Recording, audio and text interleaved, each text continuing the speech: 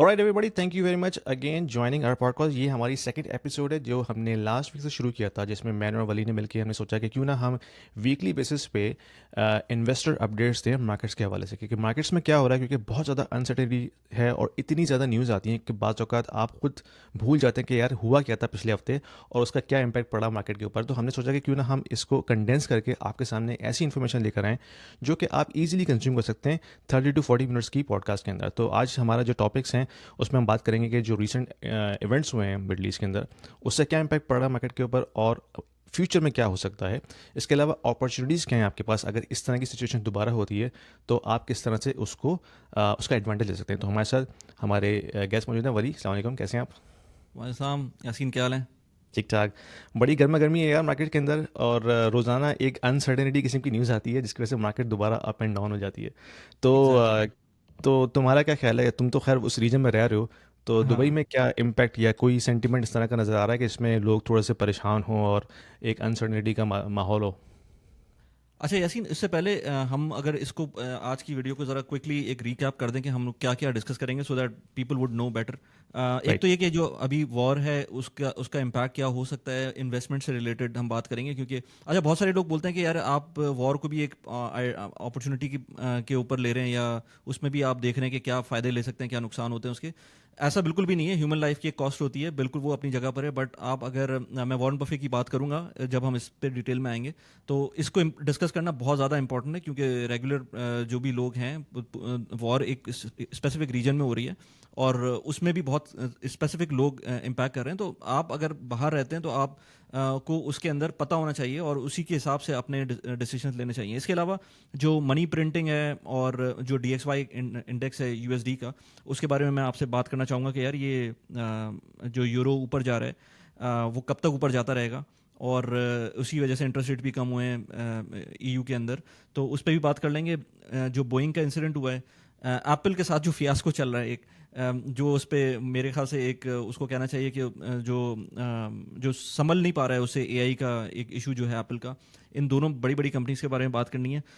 Trade talks जो US और China की हैं, इस पे बात करनी है। एंड देन एक और बड़ा इंटरेस्टिंग टॉपिक है, आई डोंट नो कि टाइम मिलता है कि नहीं मिलता है, बट इंडियन व्यूअर्स के लिए मैं अभी लिंक्डइन के ऊपर था, तो उन्होंने कुछ लोगों ने ये लिखा, और मुझे बहुत पहले से पता है कि इंडिया में जब भी लेट्स से सैलरीज को डिफाइन किया जाता है, वो CTC से डिफाइन करते हैं। और ये बहुत नई टर्म है किसी भी के लिए। अगर लेट्स से कोई गल्फ में काम कर रहा है, पाकिस्तान में काम कर रहा है, कनाडा में तुम काम करते हो, US में, UK में, कहीं भी हो, CTC का नाम नहीं आता। उसके बारे में भी थोड़ा सा मुझे टच करना है कि, और मैं अपने इंडियन व्यूअर्स से चाहूँगा कि वो जो नीचे कमेंट के अंदर अपना ज़रूर बताएं कि ये CTC का कॉन्सेप्ट क्यों है।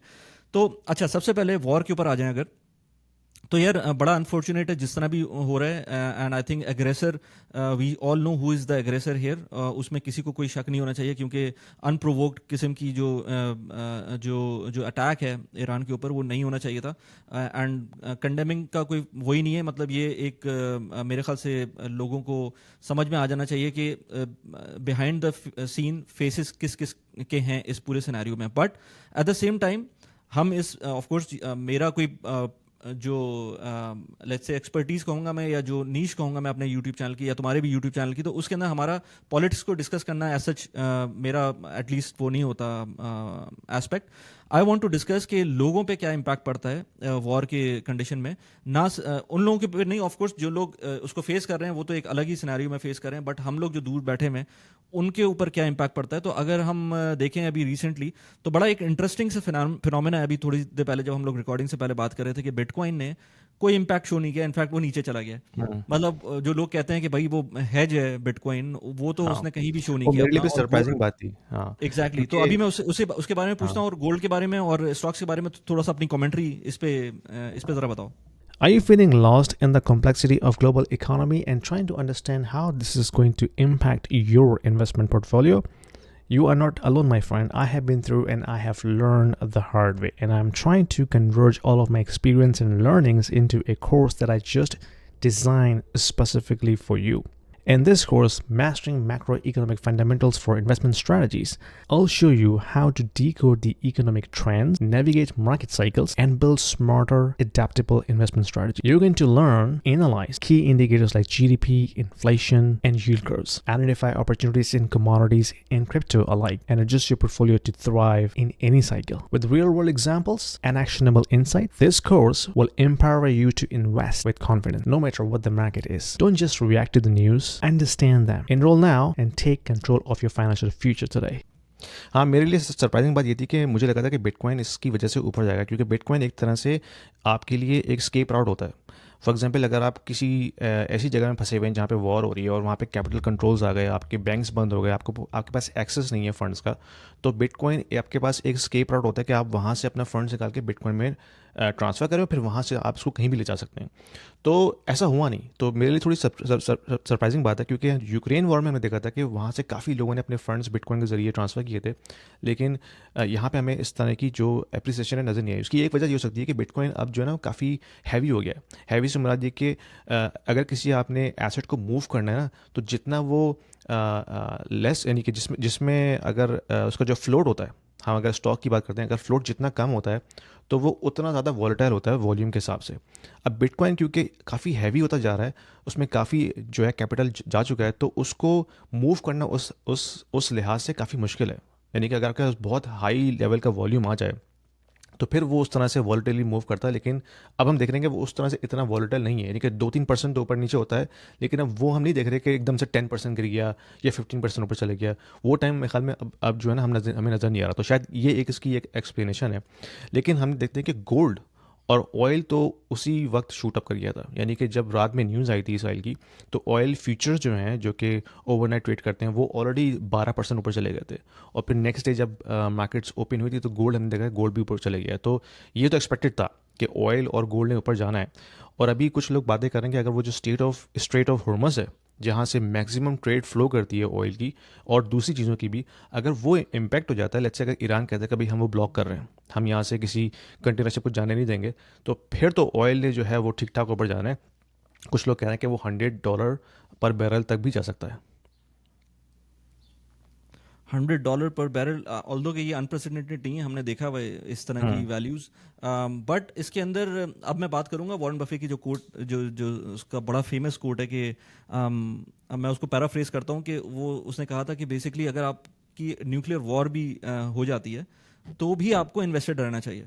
अब ऑफ कोर्स आपकी इन्वेस्टमेंट एसेट्स के अंदर आपकी इन्वेस्टमेंट मिक्स हो सकती हैं कि आपने कितना गोल्ड में इन्वेस्ट किया हुआ है, कितना स्टॉक्स में इन्वेस्ट किया हुआ है, कितना रियल एस्टेट है आपका, या लेट्स से आपने आजकल के ज़माने में बिटकॉइन है आपके पास, तो आपकी इन्वेस्टमेंट मिक्स क्या है आपके पास। बट क्योंकि वॉरेन बफे हमेशा प्रो स्टॉक्स रहा है, तो वो ये कहता है, ऑल्दो कि आजकल उसके पास थोड़ा सा लिक्विड कैश भी है, but at the same time he always maintained कि आपको स्टॉक्स में हर वक्त इन्वेस्टेड रहना चाहिए, चाहे वॉर भी हो रही हो। और उसका रीज़न ये होता है कि भाई अगर वॉर होगी और अगर आप बच गए तो आप उसका फ़ायदा उठा लेंगे बाद में, और अगर आपके साथ कुछ हो जाता है तो आपके वेल्थ आपकी वैसे भी किसी काम नहीं आनी थी।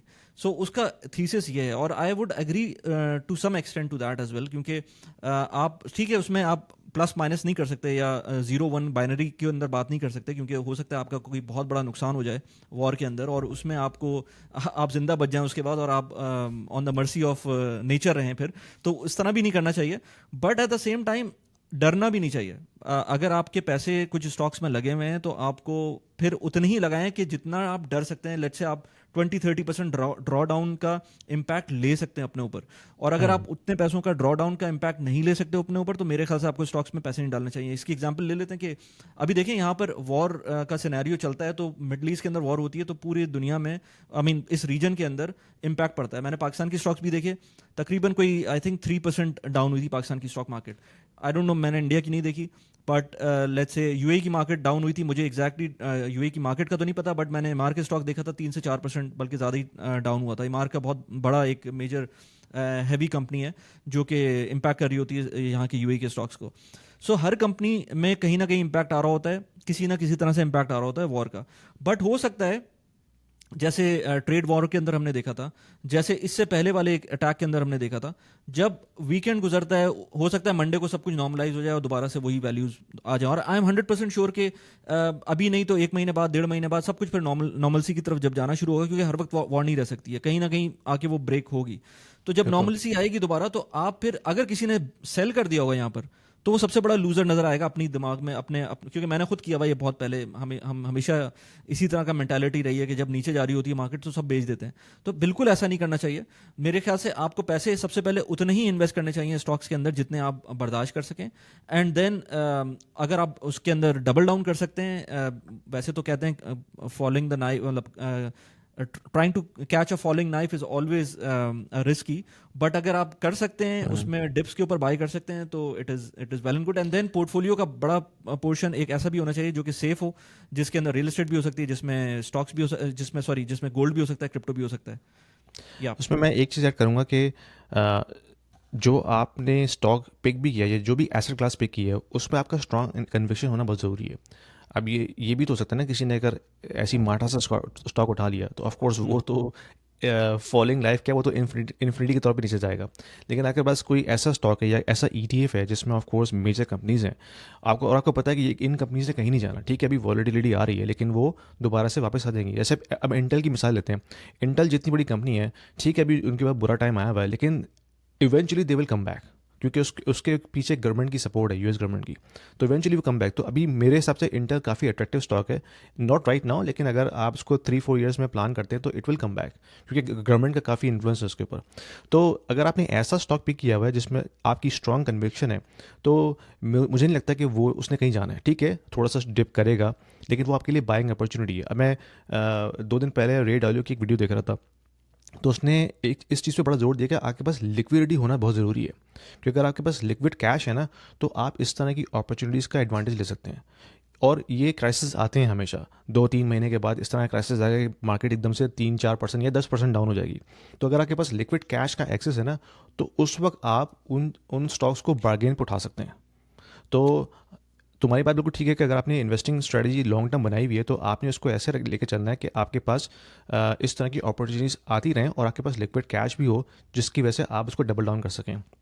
लेकिन एग्जैक्टली। टू बिगिन विद, आपका जो कन्विक्शन है ना वो स्ट्रांग होना चाहिए कि अगर आपने कोई स्टॉक पिक किया है या एसेट पिक किया है, तो आपको इस बात पे यकीन होना चाहिए कि भाई ये मैंने जो भी एसेट क्लास पिक की है, उसके फंडामेंटल्स बहुत स्ट्रांग है। ठीक है क्राइसिस आएंगे, लेकिन उसने कहीं हिलना नहीं है अभी अपनी जगह से। 2 या 3 साल के बाद वो दोबारा से ऊपर आ जाएगा। तो ये अच्छा बहुत अच्छा इंपॉर्टेंट है। अच्छा, इस बात पर हमारा एक टॉपिक थर्ड नंबर पे था, बट इसी को सेकंड पे लेके आ जाते हैं, जो एप्पल और बोइंग की हम बात कर रहे थे।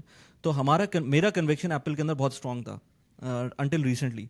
बट जब से मैं उसके अंदर एआई के इश्यूज देख रहा हूँ, और मैं अपनी वीडियोस में भी बात करता हूँ, मैं हमेशा कहता था कि जब भी मैं एप्पल की डिवाइस लेता था, मैं उसके इक्वलेंट एप्पल के स्टॉक्स ले लेता था। बट अब मैंने वो करना छोड़ दिया, क्योंकि अब मुझे भी क्योंकि एज अ यूज़र मुझे नज़र आ रहा है कि यार मुझको अब वो एआई के फीचर्स नहीं मिल रहे हैं एप्पल की डिवाइसेस के अंदर या एप्पल के इकोसिस्टम के अंदर, जो कि मुझे एंड्रॉयड में मिलते हैं या गूगल के अंदर नज़र आ रहे हैं। उस तरह के features, even simple feature like background removal, वो आपको उस तरह का नहीं मिलता है। मैं खुद वीडियो एडिटिंग करता हूँ, मेरे पास पूरा इकोसिस्टम उसका है, तो फाइनल कट प्रो के अंदर मैं देखता हूँ कि कोई उसके अंदर उनकी जो जो प्रोग्रेस है वो नहीं है। इसी तरह से जो आईफोन है उसके अंदर कोई अभी जो उन्होंने WWDC का जो इवेंट था उसके अंदर जो भी उसके अंदर इन्हांसमेंट दिखाई है, मुझे एटलीस्ट कोई उनमें अट्रैक्शन नहीं दिखाई। अच्छा, पहले भी ये होता था, बहुत सारे लोग पहले भी कहते थे कि यार एप्पल कोई इनोवेशन नहीं ला रहा, और जो चीज़ें दिखा रहे हैं वो बिल्कुल पुरानी रीट्रेट कर रहे हैं उसको, पुरानी जो जो दूसरी कंपनीज ने दिखा दिया है उसको लेकर आ रहे हैं। And I agree to that as well, but at least वो उसको स्टेबिलिटी की तरफ लेके जाता था एप्पल का इकोसिस्टम।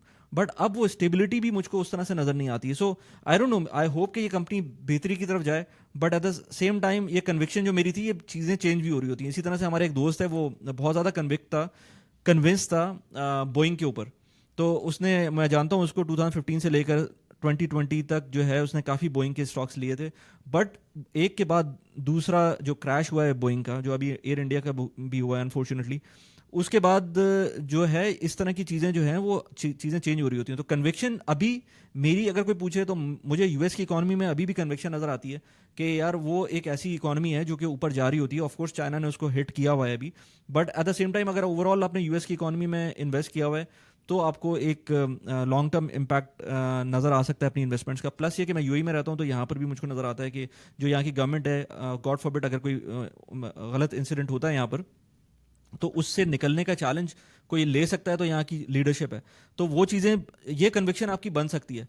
बट अगर एक सिंगल कंपनी के अंदर, जैसे एनवीडिया है, एनवीडिया में किसी की कन्विक्शन है, तो मैं कहता हूँ कि यार वो तो परसों अगर कोई चाइनीज़ कंपनी आ गई, जैसे डीप सी का आई थी, और उस तरह की कोई नई चीज़ लेके आ गई, तो वो आपकी कन्विक्शन बिल्कुल, आजकल एआई में जिस तरह से चीज़ें चेंज हो रही हैं, आप इसको तो नहीं फोकस कर सकते।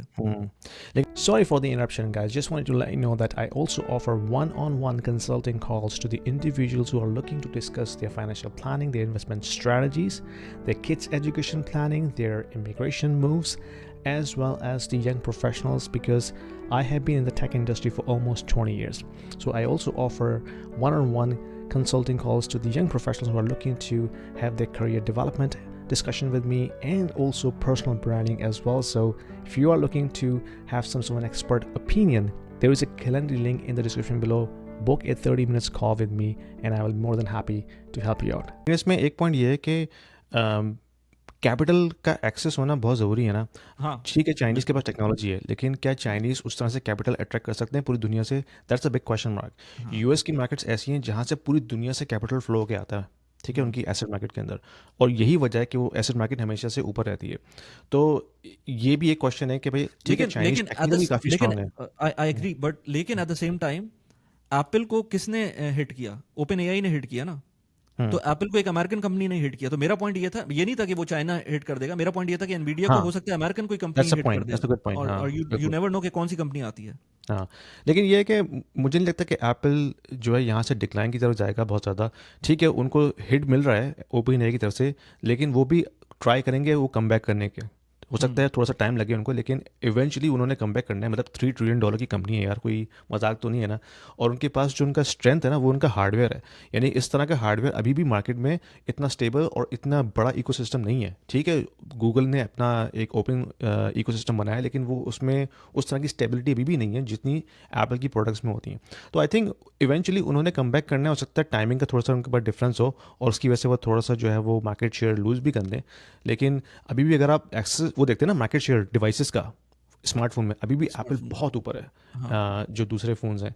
तो आई थिंक उनके पास मार्केट शेयर का एक स्ट्रॉन्ग कार्ड है। अब वो उसको कब तक होल्ड करते हैं, दैट्स अ बिग क्वेश्चन।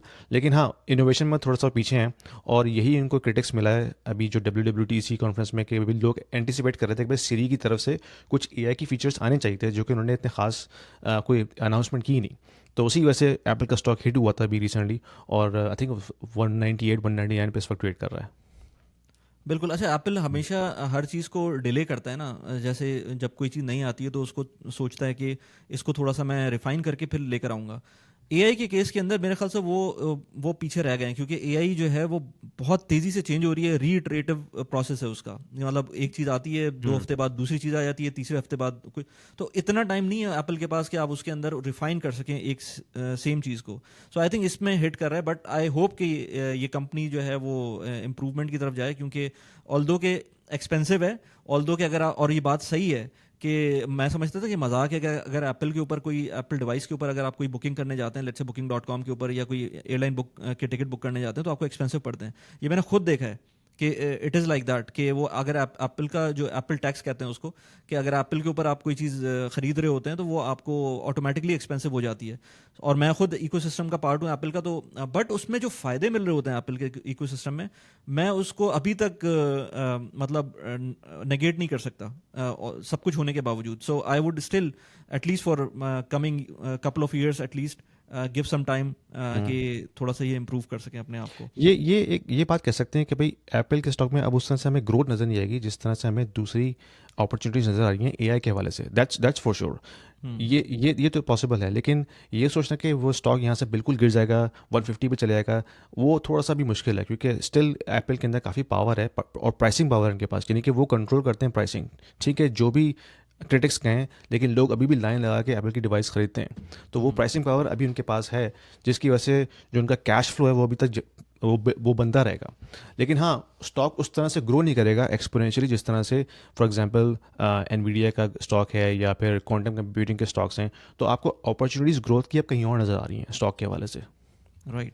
अच्छा, अब इसी के पॉइंट से अगर हम उस पे जाएं, लेट्स से जो हम लोग अभी बात कर रहे थे मनी प्रिंटिंग की और डॉलर इंडेक्स की, उसको हम फिर बाद में कवर वो भी करेंगे जो यूरोजोन के अंदर इंटरेस्ट रेट्स कम हुए हैं, बट उस पे बाद में आते हैं। हम्म। तो अभी इसकी जो DXY इंडेक्स है उसके ऊपर क्या वैल्यू चल रही है डॉलर की? और पहले DXY इंडेक्स जिनको अगर नहीं पता तो हाँ, उसका थोड़ा सा तो मैंने इस पे एक वीडियो बनाई थी अपने चैनल पे कि भाई जो फॉरेक्स मार्केट है ना उसमें सारी करेंसीज जो हैं वो यूएस डॉलर के अगेंस्ट कंपेयर की जाती हैं। अगर आपने किसी भी करेंसी की परफॉर्मेंस देखनी है तो आप देखते हैं कि भाई यूएस डॉलर के अगेंस्ट ये करेंसी कैसे परफॉर्म करी। फॉर एग्जांपल अगर आपने कैनेडियन डॉलर को देखना है तो आप देखते हैं कि कैनेडियन डॉलर जो है वो यूएस डॉलर के अगेंस्ट किस तरह से परफॉर्म कर रहा है। तो तमाम करेंसीज यूएस डॉलर के साथ कंपेयर की जाती हैं टू मेजर इट्स परफॉर्मेंस। लेकिन यूएस डॉलर का परफॉर्मेंस को किस तरह मेजर करते हैं तो उसके लिए उन्होंने एक इंडेक्स बनाया है, इसको कहते हैं DXY। अब DXY इंडेक्स जो है वो 5 बड़ी करेंसीज के ऊपर मुश्तमिल है, जिसमें यूरो है, जापानीज येन है, स्विस करोना है और ब्रिटिश पाउंड, और एक और पांचवी करेंसी मैं भूल रहा हूँ। स्वीडिश स्वीडिश तो करोना या हाँ, स्विस का स्विस तो वो करोना। अच्छा, ओके ओके। हाँ, तो मुझे 5 एग्जैक्टली करेंसीज नहीं पता मेजर कि करेंसीज हैं ओके। जिसके अगेंस्ट यूएस डॉलर की परफॉर्मेंस मेजर की जाती है DXY पे। तो राइट नाउ DXY का अगर आप इंडेक्स उठा के देखें तो उसका अगर आप ट्रेंड एनालिसिस करेंगे तो आपको नज़र आ रहा है कि वो डाउन ट्रेंड की तरफ जा रहा है, क्योंकि उसने भी अपनी रीसेंट जो सपोर्ट लाइन है वो ब्रेक की है और इस वक्त वो 98 के ऊपर है। तो ये एक अच्छी न्यूज़ है ग्लोबल इकॉनमी के लिए, क्योंकि जब डॉलर थोड़ा सा सस्ता होता है ना तो जो ग्लोबल इकॉनमी में दूसरी कंट्रीज़ हैं उनको ब्रीदिंग स्पेस मिलती है, क्योंकि हर चीज़ डॉलर में सेटल होती है। ऑयल इंपोर्ट्स, आपकी जो डिफरेंट रॉ मटेरियल्स हैं, फिर जो डेट है, फॉरेन डेट है कंट्रीज़ के ऊपर, पाकिस्तान जैसे मुल्कों के ऊपर। तो जब आपके पास डॉलर डिनोमिनेटेड डेट होता है ना, तो अगर डॉलर की प्राइस नीचे होती है तो डॉलर उस डेट को सर्विस करना आसान हो जाता है। ठीक है, उसकी इंटरेस्ट पेमेंट भी कम हो जाती है। तो उससे होता ये है कि एक ब्रीदिंग स्पेस मिलती है ग्लोबल इकॉनमी में, जिसकी वजह से मज़ीद कैपिटल फिर एसेट की तरफ जाता है। तो डॉलर का कम होना एसेट प्राइसेस के लिए अच्छी बात है और ग्लोबल इकॉनमी के लिए भी। और इसका मेजर रीज़न जो है वो यही है कि क्योंकि एक तो यूरो स्ट्रांग हो रहा है यूरोजोन के अंदर, और उसकी वजह ये है कि जो ट्रेड बैलेंसेस थोड़े से डिस्टर्ब हो रहे हैं ना, उसकी वजह से जो यूएस बिजनेसेस हैं वो थोड़ा सा स्ट्रगल कर रहे हैं, क्योंकि अभी भी वो काफ़ी चीज़ें बाहर से इंपोर्ट करते हैं, जो भी इनका रॉ मटेरियल होता है। तो रिसेंटली उन्होंने ये देखा था कि टैरिफ की वजह से उन्होंने काफ़ी फ्रंट रन किया था उस इंपोर्ट्स को, जिसकी वजह से हमें नज़र आया था कि यूएस की इकॉनमी में जीडीपी नंबर ऊपर चले गया था। लेकिन अब वो आहिस्ता आहिस्ता वो चीज़ जो है स्लो डाउन हो रही है, जिसकी वजह से मार्केट एंटिसिपेट करती है ना, फॉरवर्ड लुकिंग होती है। तो वो मार्केट देख रही है कि अब ट्रेड्स की जो टैरिफ्स हैं उसके वजह से यूएस जो मैन्युफैक्चरिंग कंपनीज हैं वो स्ट्रगल करेंगी, जिसकी वजह से कैपिटल फिर फ्लो हो रहा है यूरोप के अंदर, चाइना के अंदर।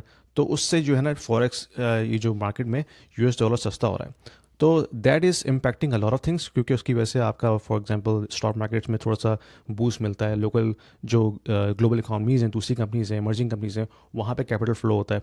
तो ये एक फिनोमेना है जो कि अभी हमें नज़र आएगा next I think 6 to 12 months, जब तक ये सारा अच्छा, मामला सेटल नहीं होता। अच्छा, इसमें बड़ा एक इंटरेस्टिंग फिनोमेना है। दो दो चीज़ें हैं। एक तो ये कि यहाँ पर यूएई के अंदर क्योंकि सब कुछ डिनोमिनेटेड होता है डॉलर के अंदर, वो पैक्ड होता है डॉलर से, तो यहाँ की स्ट्रेट अवे इमेजिन कि कोई बंदा अगर लेट्स से यूके से इन्वेस्ट करना चाह रहा है या यूरोप से इन्वेस्ट करना चाह रहा है और उसके पास पाउंड या यूरो पड़े में, तो स्ट्रेट अवे उसको ऑलमोस्ट 10 to 15% का डिस्काउंट मिल रहा है यहाँ पर। क्योंकि आज से लेट्स से 2 महीने पहले जिस लेवल के ऊपर दिरहम था या डॉलर था, उस लेवल से अब नीचे आ गया, तो नीचे यहाँ आ पर गया। एक इन्फ्लो नज़र आता है। तो यहाँ के लिए जो है वो अच्छा भी होता है, और थोड़ा सा क्योंकि यहाँ ज़्यादातर एक्सपर्ट्स होते हैं, तो जो लोग पैसे बाहर भेजते हैं यहाँ से, तो उनके लिए ऑफ कोर्स वो जब डॉलर स्ट्रेंथन होता है तो उसमें ज़्यादा फ़ायदा होता है। बट ऐसे केस के अंदर जब आपके पास पैसे इन्फ्लो लाना होता है तो उस केस में ज़्यादा अच्छा होता है। और दूसरी पॉइंट यहाँ पर बहुत सारे लोग कहते हैं कि आप अगर लेट्स से डॉलर ने 10% का डिप ले लिया है किसी वजह से, अब आपके स्टॉक्स भले 5% ऊपर चले गए हों, लेकिन वो आपने बेसिकली 5% नेगेटिव में आ गए।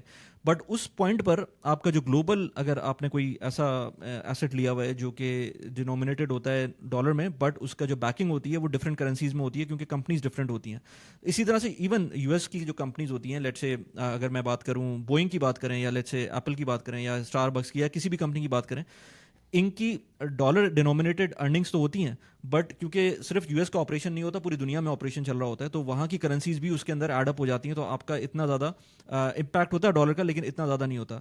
बट अगर आप ग्लोबल ईटीएफ के अंदर चले जाते हैं या ग्लोबल इन्वेस्ट कर रहे होते हैं, ग्लोबली इन्वेस्ट कर रहे होते हैं, तो आपके पास, मैं अभी वही देख रहा था कि जो हमारा एक ईटीएफ है VWRA का, जो अनप्रेसिडेंटली तो नहीं बोलूँगा, बट अच्छा खासा वो ऊपर जा रहा है। और उसका सिर्फ रीज़न ये नहीं है कि लेट्स से यूएस के स्टॉक्स थोड़े से ऊपर चले गए, यूएस के स्टॉक्स तो ऊपर गए, बट क्योंकि उसका इम्पैक्ट जो है या एक्सपोजर जो है वो तो ऑलमोस्ट 30-35% बाहर की मार्केट्स का भी है, तो क्योंकि यूएस डॉलर नीचे चला गया है, तो डॉलर टर्म्स के अंदर उसकी स्टॉक की प्राइस ऊपर चली गई है। तो ये चीज़ें अगर आपको समझ में आ जाएंगी, तो हम्म। आप बेसिकली अपना इन्फॉर्म डिसीजन ले सकते हैं। आपको ये नहीं पता कि जो है ना कल कौन सी स्टॉक ऊपर जाता है नीचे जाता है, बट आपकी जो इन्फॉर्मेशन है वो पूरी होनी चाहिए। आपको पता होना चाहिए कि ये ऊपर क्यों जा रहा है, नीचे क्यों जा रहा है। अगर आपको ये पता ही नहीं होगा और ऊपर जाने में आप खुश हो रहे होंगे, आप बैक ऑफ द माइंड आपको पता होगा, पता ही नहीं होगा कि यार ये इस वजह से नीचे जा रहा है और ये मेरे लिए नुकसान ही है, क्योंकि इसके अंदर बेसिकली यूएस की अपनी करेंसी जो है वो डिप्रिशिएट कर रही है। बिल्कुल ऐसा ही है, क्योंकि बहुत सारे फैक्टर्स होते हैं ना जो कि मार्केट को इम्पैक्ट करते हैं। सिर्फ इकॉनमी, लोकल इकॉनमी ही इम्पैक्ट नहीं करती, जो ग्लोबल इकॉनमी है, फिर ग्लोबल इकॉनमी में जो ये जो फॉरेक्स के रिस्क होते हैं, करेंसी के काफ़ी रिस्क होते हैं, स्पेशली अगर आपके एक्सपेंसेस उस करेंसी में नहीं है। अब ज़्यादातर जो चैलेंज आता है ना बिजनेसेस को, वो ये आता है कि भाई आपने अगर डॉलर में इंपोर्ट की हैं चीज़ें, क्योंकि ज़्यादातर चीज़ें डॉलर में सेटल होती हैं, या फिर आपके पास फॉरेन डेट है और डेट ऐसा है जो कि डॉलर के अंदर डिनोमिनेटेड है, तो आपको उसको हेज करना पड़ता है। क्योंकि अगर आपके एक्सपेंसेस जो हैं या आपकी जो रेवेन्यूज़ हैं, जो इनकम आपकी आ रही है, वो अगर उस करेंसी में नहीं है, तो आपके साथ हमेशा जो है ना फॉरेक्स का इशू रहेगा। क्योंकि डॉलर अगर स्ट्रांग होता है तो फिर आपका जो डेट एक्सपेंसिव हो जाता है, आपकी रॉ मटेरियल एक्सपेंसिव हो जाती है, लेकिन आपकी जो इनकम है वो लोकल इकॉनमी से आ रही है, वो तो लोकल करेंसी में ही सेटल होगी। तो इसीलिए जो दूसरी कंट्रीज़ हैं, जैसे चाइना, सॉरी पाकिस्तान है, या टर्की है, या यूरोजोन में जो कंट्रीज़ हैं जो कि मैन्युफैक्चरर्स हैं, लेकिन उनका सारा का सारा जो इम्पोर्ट है या डेट है वो यूएस डॉलर में है, तो वो उनको हमेशा रिस्क रहता है कि यार अगर यूएस डॉलर एक्सपेंसिव हो जाता है, दैन हमारी जो इनकम, जो रेवेन्यूज़ हैं, वो तो लोकल करेंसी में ही आ रहे हैं। तो उनके लिए बड़ा मुश्किल होता है अगर डॉलर एक्सपेंसिव हो जाए।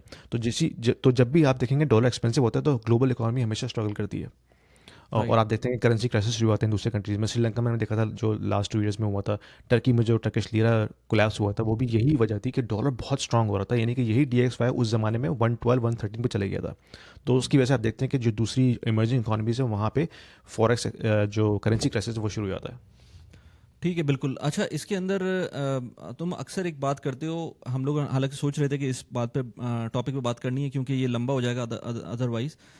मनी प्रिंटिंग के ऊपर अगर थोड़ा सा हम क्योंकि ये चीज़ उस पर भी इम्पैक्ट कर रही होती है ना, जब आप बिल्कुल। पूरी दुनिया में वैसे तो पैसे छप रहे होते हैं, बट यूएस के पैसे जो जिस तरह से वो लोग प्रिंट कर रहे हैं वो अनप्रेसिडेंटेड होता है। जब भी आप हर साल देखेंगे उनकी जो लेवल होता है M1 मनी सप्लाई, वो ज़्यादा ही होती है। तो उसके बारे में थोड़ा सा अगर बात कर लें 2 मिनट के लिए। Financial education is very important for everybody, especially for the kids who are still at school. Because when they grow up and go into the professional lives, if they don't know how to manage their finances, that is going to be a disaster to begin with. I have just published an ebook for the kids aging between 10 and 16 years to understand how they can manage their finances. So when they grow up, they know exactly how to manage their personal finances, because I have broken it down at a very, very basic level. What is money? How can we save? How can we invest? What is debt? How can we use debt? What is credit card? And how we can set ourselves for the financial future when we go into our professional life. So if you are a parent looking for a very simple to use ebook for your kids, click the link below to order the copy for your kids and let me know what you think about that. Let's get back to the video. हाँ, उसमें जो सबसे important update है वो ये है कि recently deregulation की बात हुई थी यूएस के अंदर। जब ये जो न्यू गवर्नमेंट आई है ट्रम्प की, उन्होंने एक नैरेटिव ये पेश किया था कि भाई हमने डीरेगुलेट करना है जो यूएस इंडस्ट्री है उसको। और उसमें जो एक मेन पॉइंट सामने आया था बैंकिंग के हवाले से। रिसेंटली पिछले हमने कुछ सालों में देखा है कि फेडरल रिजर्व जो है वो कंट्रोल करता था मनी सप्लाई को। मतलब ये एक नैरेटिव था कि भाई फेड जो है अगर वो क्यूई करेगा तो क्यूई की वजह से मनी सप्लाई बढ़ती है और मनी सप्लाई की वजह से एसेट प्राइसेस बढ़ती है। लेकिन रिसेंटली अभी इन्होंने ये पॉइंट पेश किया है कि भाई पहले जो कमर्शियल बैंक्स थे उनके ऊपर कोई रिस्ट्रिक्शन थी कि भाई वो एक ख़ास हद तक जो यूएस ट्रेजरीज हैं वो बाय कर सकते हैं, गवर्नमेंट से। अब वो हटा रहे हैं उस रिस्ट्रिक्शन को, तो उससे होगा ये कि अब बैंक्स को मनी क्रिएट करने के लिए फेड की ज़रूरत नहीं है। यानी कि पहले फेडरल रिजर्व क्यूई करता था, बैंक्स से जो है वो ट्रेजरी खरीदता था, जिसकी वजह से बैंक के पास मजीद कैपेसिटी होती थी कि भाई वो मजीद डॉलर जो है वो लेंड करें, क्योंकि मनी क्रिएशन होती है लेंडिंग के ज़रिए ना। तो अब इस डी रेगुलेशन की वजह से बैंक्स के पास जो एक्सपोजर है वो काफ़ी बढ़ जाएगा, यानी कि न्यू डॉलर्स क्रिएट करने का। और वो ज़्यादा जो डॉलर क्रिएट होंगे वो होंगे यूएस गवर्नमेंट का डेट बाय करने में। यानी कि यूएस की जो ट्रेजरी होती है, आम अल्फाज में बता दूं कि यूएस बॉन्ड्स जो होते हैं वो बेसिकली मार्केट में बिकते हैं। तो नॉर्मली फेड जब क्यूई करता है तो फेड बाय करता है, तो उसकी वजह से एक बहुत हाई अमाउंट में डॉलर्स क्रिएट होते हैं। अब वो रिस्पॉन्सिबिलिटी शिफ्ट हो रही है कमर्शियल बैंक्स की तरफ से। तो भले ही अगर फेडरल रिजर्व क्यूई नहीं कर रहा, तो जो कमर्शियल बैंक्स हैं बड़े बड़े, JP Morgan, bank of America, ये जो है अब वो यूएस गवर्नमेंट का डेट बाय कर सकते हैं। और यूएस गवर्नमेंट मेरे ख्याल में उनको फोर्स करेगी कि वो एक ख़ास परसेंटेज अपने एसेट्स की यूएस ट्रेजरी में रखें, जिससे क्या होगा कि नए डॉलर्स क्रिएट होंगे यूएस इकॉनमी में, जिसकी वजह से ऑफ कोर्स एसेट प्राइसेस बढ़ेगी, इन्फ्लेशन बढ़ेगी। तो that is the new thing, ये अभी रिसेंटली अनाउंस हुआ है पिछले हफ्ते में, ये जो जिससे हमें बिग ब्यूटीफुल बिल है उसके अंदर ये उसका पार्ट था ये? उसमें था, हाँ बिल्कुल। अच्छा। तो अगर ये हो जाता है तो दैट मीन्स जो अब नए डॉलर्स मजीद क्रिएट होंगे, उससे मजीद जो है ना इन्फ्लेशन होगी, और एसेट प्राइसेस तो इमीडिएटली उस पर रिस्पॉन्ड करेंगे, जिसमें ऑफ कोर्स स्टॉक्स हैं, राइट। बिटकॉइन है, और रेजिडेंशियल रियल एस्टेट भी उसमें शामिल है। अच्छा, इसी का पॉइंट, यही पॉइंट है ना कि लोगों को इन्वेस्टमेंट करनी चाहिए। अब आप अगर सिर्फ डॉलर रख के बैठेंगे, चलो बिल्कुल। गोल्ड भी किसी हद तक सही है, बट अगर सिर्फ डॉलर रख के बैठेंगे उसका तो किसी सूरत भी कोई फायदा नहीं है। अगर आपका करंट अकाउंट के अंदर पैसे पड़े हुए हैं आपको, और इवन सेविंग्स अकाउंट के अंदर भी आजकल बहुत ज़्यादा पैसे तो मिल नहीं रहे होते, तो आपको एसेट्स के अंदर इन्वेस्टमेंट लाजमी करनी चाहिए, चाहे वो रियल एस्टेट हो, चाहे वो स्टॉक्स हो, चाहे वो गोल्ड हो, चाहे वो, अब तो मैं बिटकॉइन को पहले मैं कहता था कि ना करें, लेकिन आई मीन अब मैं कौन होता हूँ कहने वाला, इतने इट सारे इज़ लोग उसमें बिकमिंग कर रहे रियलिटी हो। नाउ, हाँ। हाँ, आई मीन हाँ, आई मीन जस्ट नो बडी के वो उसको कुछ कहे, जिसको करना है वो करे, बट उसमें रिस्पॉन्सिबली करे और उसको उसके सारे रिस्क समझ ले उसको उसमें करने से हाँ, पहले। अच्छा, हमने ट्रेड टॉक्स की बात नहीं की अभी, जो यूएस और उसके दरमियान, चाइना के हाँ। दरमियान चल रहे थे। उसमें हुआ ये है कि खबरें तो आ गई कि भाई यूएस और चाइना में डील हो गई है, और ट्रम्प ने जो है ट्वीट भी की थी कि भाई हमारी डील साइन हो चुकी है और everything will be back to normal. लेकिन बाद में जो खबरें आई हैं वो ये कि कोई सब्सटेंशियल एग्रीमेंट साइन नहीं हुआ, यानी कि ना तो ट्रेड के जो टैरिफ है चाइना पे वो रिड्यूस हुआ, अभी वो 35% है, और ना ही चाइना को एक्सेस मिला है जो चिप्स हैं, यूएस चिप्स हैं, उनको ख़रीदने का। तो कोई सब्सटेंशियल एग्रीमेंट इस तरह का साइन नहीं हुआ। पता नहीं वो ट्रम्प ने या जो उनकी जो टीम है उन्होंने किस तरह से ये अनाउंसमेंट कर दी। लेकिन मैं जो प्रॉफ जी मार्केट्स की जो पॉडकास्ट उसमें मैं सुन रहा था स्कॉट गैलोवे की, तो उसमें भी यही बात कर रहे थे कि कोई सब्सटेंशियल प्रूफ नहीं आया कि भाई चीज़ें जो है रिलैक्स हुई हैं। लेकिन एक तरह से वो नैरेटिव ये पेश किया गया कि भाई डील साइन हो गई है, एग्रीमेंट हो गया, और everything should be back to normal. उसके बाद मार्केट ने थोड़ी सी एक्टिविटी दिखाई थी लास्ट वीक, कि मार्केट बेहतर हो गई थी, पॉजिटिव में चली गई थी। लेकिन आई थिंक रियलिटी इज़ कि अभी कोई सब्सटेंशियल एग्रीमेंट इस तरह का साइन हुआ है नहीं। तो I think more to come on this. लेकिन अभी भी जो है ना टेरिफ्स जो है अभी भी हाई हैं चाइना के ऊपर, और चाइना के ऊपर रिस्ट्रिक्शन है उन चिप्स को बाय करने का। हाँ, यूएस चाह रहा था कि जो चाइना के रेयर अर्थ मेटल है उनको उसका एक्सेस मिल जाए, तो वो उस पर वो कह रहे थे कि हमें वो एक्सेस मिल गया है, चाइना एग्री हो गया है हमें वो रेयर अर्थ मेटल सेल करने के लिए। लेकिन चाइना को मेरे ख्याल में अभी तक उस तरह का एक्सेस नहीं मिला है। राइट, ठीक है। इसके अंदर अभी भी जो वो जो ट्रेड रिस्ट्रिक्शंस थी, वो मेरे ख्याल से पोस्टपोन हुई थी, जस्ट मूव हुई थी, डिले हुई उनकी थी, डेट्स हाँ। मूव हुई थी। आई थिंक 90 डेज था वो, आई डोंट नो कि कब वो ख़त्म हो रही है। But I hmm. थिंक जिस तरह से चल रहा है, एक चीज़ मैं समझता हूँ कि ट्रम्प जितना भी पैनिक क्रिएट कर ले, वो अपनी लेगेसी कभी भी वो भूल के भी नहीं सोचेगा कि मैं ये लेगेसी छोड़ूं कि मेरे टाइम में स्टॉक मार्केट नीचे चली गई थी। तो वो आई थिंक ये एक मेरा बैक ऑफ द माइंड मैं भी सोचता रहता हूँ कि ये कुछ भी करके उसको ये स्टॉक मार्केट को, क्योंकि वो जब भी बात हाँ, करता था स्टॉक मार्केट की बात करता था। वो है ना कि वो किसी ने कहा था ना, टैको ट्रेड हो रही है, ट्रम्प ऑलवेज चिकन आउट। तो होता यही कि पहले ट्रम्प जो है वो एक देख धमाका करता है कि हाँ। भाई मैं इतना परसेंट टैरिफ लगा रहा हूँ, मैं इसको बैन कर रहा हूँ, मैं इसको बैन कर रहा हूँ, मार्केट एकदम से नीचे चली जाती है। एक हफ्ते के बाद वो कहता है कि ठीक है, मैं डिले कर रहा हूँ डिसीजन को जुलाई 1 तक, उसके बाद हाँ। मार्केट दोबारा ऊपर हो जाती है। तो हाँ। ऑफ कोर्स इसकी जो पीछे लोग हैं वो पैसा बना रहे हैं इस हम्म। अप एंड डाउन के अंदर। और मुझे बहुत हद तक यकीन है कि उसके बेटे भी इसमें इन्वॉल्व हैं, जो वो भी इसके अंदर जो ठीक ठाक क्रिप्टो में काफ़ी इन्वॉल्व हैं। तो आई थिंक इसमें पीछे जो है पैसा बन रहा है, और इन न्यूज़ का बहुत इम्पैक्ट होता है ना मार्केट के ऊपर। एकदम से आपने एक बम छोड़ दिया कि भाई मैं 100% टैरिफ लगा रहा हूँ इस कंट्री के ऊपर, तो ऑफकोर्स मार्केट एकदम से ट्रबल करती है। और फिर एक हफ्ते के बाद कहते हैं ठीक है हम जो है इसको रिलैक्स कर रहे हैं, हम टाइम दे रहे हैं 90 डेज़ का, मार्केट दोबारा से ऊपर हो जाती है। तो ये अप एंड डाउन तो ये इंटेंशनली हो रहा है। और जब उस जब ठीक है उसके ट्रम्प पास उसकी शुरू में पॉलिटिकल जब रीज़न होंगी, हाँ, लेकिन जब ट्रम्प इसमें शुरू पीछे में लोग पैसा बना रहे हैं। बिल्कुल, जब ट्रम्प शुरू में आया था तो उस वक्त बिटकॉइन के साथ भी यही किया था ना, उसने कहा था कि मैं बिटकॉइन अलाउ कर रहा हूँ ये सब कुछ। तो मैंने एक लिंक्डइन पे लिखा था कि भाई ये तो पूरा का पूरा जो है ये रिग्ड गेम है, इसके अंदर जो वो बोलते हैं उसके अंदर उसके बच्चे पैसे बना रहे होते हैं या उसके दोस्त पैसे बना रहे होते हैं या वो इवन पीछे बैठा हुआ खुद पैसे बना रहा होता है। हम्म। नहीं समझ में आता लोगों को, उसने बनाया है बट ना ट्रम्प उसमें कॉइन के ऊपर। ट्रम्प कॉइन के ऊपर मीम कॉइन्स बनाता है वो। हाँ। तो लोग जो है ना उस पर नाराज हो गए थे कि नहीं नहीं बिटकॉइन तो लेजिटिमेट है और ये वो। मैंने कहा भाई सिर्फ बिटकॉइन की बात नहीं हो रही, वो तो हर चीज। एलॉन मस्क टेस्ला में पैसे बना लेता है, टेस्ला हाँ के स्टॉक्स के साथ पैसे बना लेता हो, वो डोज कॉइन पे पैसे बनाता है। तो ये जो बड़े बड़े लोग हैं इनके लिए तो मार्केट मैनिपुलेट करना कोई मसला ही नहीं है। और ये सब कुछ बिल्कुल। उस वक्त करते हैं जब उनको पता है कि लॉस को किस तरह से सर्कमवेंट करना है। उनको पता है कि यार हम इतने बड़े हैं तो वो अगर हम कुछ उल्टा सीधा बोलते हैं तो वो हम पे एसईसी आ सकती है। वो उसी तरह की बात करते हैं ढके छुपे हाँ अल्फाज में। जैसे वो डोज को बोलता था, वो डिपार्टमेंट ऑफ गवर्नमेंट एफिशिएंसी नाम रख दिया उसका उसने। हाँ। मतलब नाम ही उस उसने चक्कर ऐसा कर में दिया। डोज कॉइन इतना पंप हुआ था शुरू में, क्योंकि लोगों एग्जैक्टली को पता नहीं था कि डोज ये उसको कह रहा है। वो डोज हाँ की बातें करता था ट्वीट के ऊपर, हाँ लोग समझते थे ओहो डोज का हाँ जिक्र हुआ है तो अब डोज कॉइन हाँ खरीदो। हाँ तो शुरू एग्जैक्टली में तो मेरे ख्याल में शायद 100% ऊपर गया था डोज कॉइन, बल्कि 100 से भी एग्जैक्टली। ऊपर। मैं बहुत सारे लोगों को जानता हूँ जो अभी तक लेके बैठे हुए हैं, वो कहते हैं नहीं नहीं कुछ होगा इसके साथ। मैंने कहा था यार ठीक है, अब क्रिप्टो को मैं क्या बोलूँ, लेकिन ये कुछ चीज़ें जो है ना बनाने के लिए बनाई गई हैं और बहुत सारे लोग बन जाते हैं उसके अंदर और बहुत सारे लोग पैसे हाँ बना भी लेते हैं। बट मेरे ख्याल से हाउस ऑलवेज विंस वाली कहानी होती है, अनलेस एंड अनटिल। मैं लास्ट वीक एक ऐसे बंदे से मिला जिसने $400 के ऊपर बिटकॉइन खरीदा था और 6-7 बिटकॉइन पड़े हुए उसके पास। तो ऐसी जबरदस्त। कन्विक्शन वाले लोग, और उसने कुछ कम नहीं खरीदे थे, उसने 10-12 खरीदे थे। दो ज्यादा लेजेंड मैन। हाँ, लेकिन वो उसने लेजेंड है। बेचे, उसने हाँ बेचता रहा टाइम बाय टाइम। बट इस वक्त 3-4 बिटकॉइन उसके पास पड़े में जो $400 पे खरीदे हुए थे। तो इस तरह के लोग हाँ होते हैं जिनकी कन्विक्शन होती है, फिर वो ज़्यादा हिलते नहीं अपनी जगह से। बट जो लोग हिलते रहते हैं बिल्कुल। उन वो कभी भी कहीं नहीं कामयाब हो पाते। अब वो कैथी वुड की एग्जांपल है ना, जो उसकी पॉडकास्ट आई थी डायरी ऑफ द सीईओ के ऊपर।